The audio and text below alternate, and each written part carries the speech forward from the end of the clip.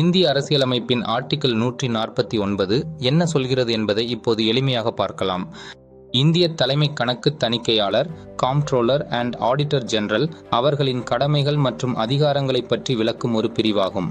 இந்திய அரசின் மற்றும் மாநில அரசுகளின் நிதி செயல்பாடுகளை தணிக்கை செய்து வெளிப்படைத்தன்மையையும் பொறுப்புணர்வையும் உறுதிப்படுத்துவதே இதன் முக்கிய பணி. இந்திய தலைமை கணக்கு தணிக்கையாளர் மத்திய மற்றும் மாநில அரசுகளின் கணக்குகள் மற்றும் பாராளுமன்றத்தால் சட்டத்தின் கீழ் அல்லது அதன்படி பரிந்துரைக்கப்படும் வேறு எந்த அதிகாரம் அல்லது அமைப்பின் கணக்குகள் தொடர்பான கடமைகளை செய்யவும் அதிகாரங்களை சீரமைத்து செலுத்தவும் வேண்டும் என்று கூறுகிறது. உதாரணம்: இந்திய அரசு பல மாநிலங்களில் புதிய நெடுஞ்சாலைகள் அமைப்பதற்காக 10,000 கோடிகள் ஒதுக்குகிறது என்று வைத்துக் கொள்வோம்.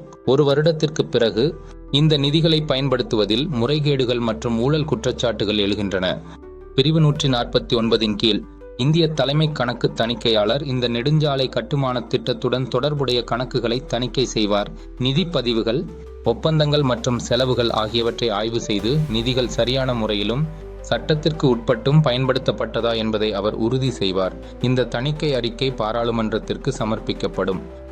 Like, comment, share and subscribe for other articles of Indian Constitution. தேர்வுக்காக படிக்க சிரமப்படுகிறீர்களா? சுலபமாக சட்ட தேர்வு தயார் செய்ய LawFriend Chat செயலியை lawfriendchat.in இல் பதிவிறக்கம் செய்யுங்கள்.